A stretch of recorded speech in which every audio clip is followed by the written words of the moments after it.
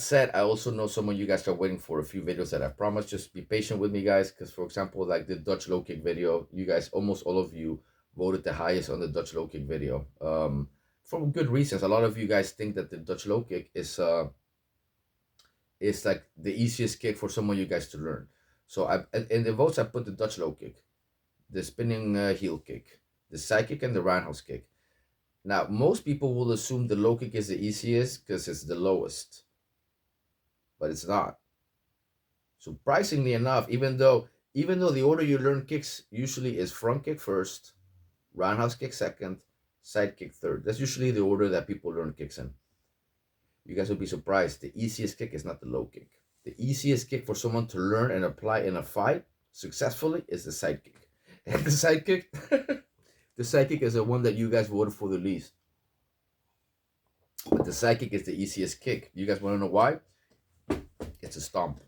When you guys kick with the side kick, you guys can't take the luxury of looking here or looking towards your target. You're moving away. You're lifting your leg. You can actually take that luxury of looking at your target right before you do it or when you're doing it. And this is a beginner's mistake. Like almost all beginners will look at their target before they kick it. This is like experts like me or martial artists, fighters that have been doing this for a long time.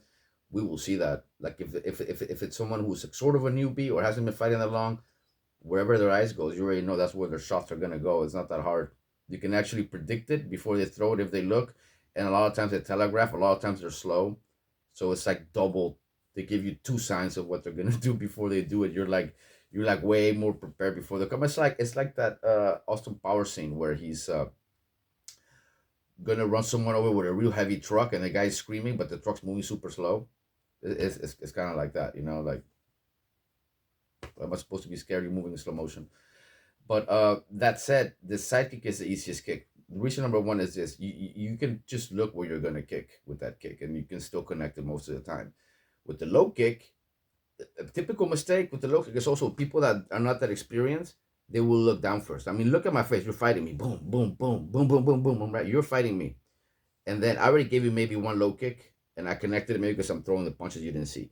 But then if you start noticing even once that I did this and then this, and then you feel the low kick, and then I look down, then you already know, right? It's gonna come. So what do you do?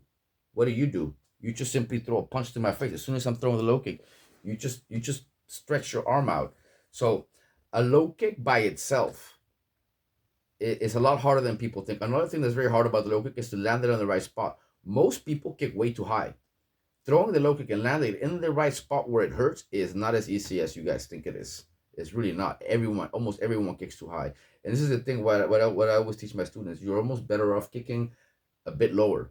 You're almost better off aiming at the knee, because if you aim at the knee, you will most of the time hit where you're supposed to kick. Make sense? Because you're going too high. So if you aim lower, you will sometimes hit in the right spot this way. So the low kick is a lot harder than people think it is, because landing it the right way, you gotta like not look. That's one. So number one thing that's difficult about the low kick is you gotta look. You can't look, right? You just can't take the luxury to look. That's number one. Number two is landing it on the right spot. Number three is not getting punched in the face while you're throwing the kick. Because think about it, guys. When you're in a street fight, what do most people do? And I've seen a lot of people do this mistake with the low kicks. Like I've seen people throw low kicks that can't low kick and get socked right in the face at the same time. At the same time they're doing the low kick, they get socked in the face, and not necessarily by people that are countering. The fight started, they're both moving, so one throws a punch, one throws a kick, and if that happens, usually the one throwing the punch is gonna win. So how can you prevent this from happening? Well, you gotta throw the punch first. This is why if you guys see Badahari, watch Badahari and the Peter Arts fights. Watch these two guys. You guys will see that they're two of the best kickboxers ever in the world. Badahari and Peter Arts. They almost always start their fights with the jab and a low kick. It's super simple. But what happens when you do that? Look at me. Imagine you just got hit or you're blocking.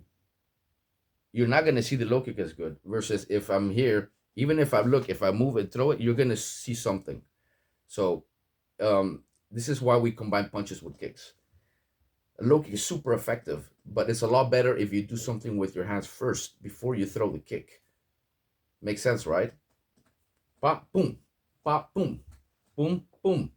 So you want to throw a punch before the kick. So this is why, like, it's like if someone's teaching you only the low kick by itself, like urban combatives, as if one move kill type shit, is bullshit. And he doesn't even do the proper Dutch low kick. He's doing a Muay Thai kick, going all the way around, super slow.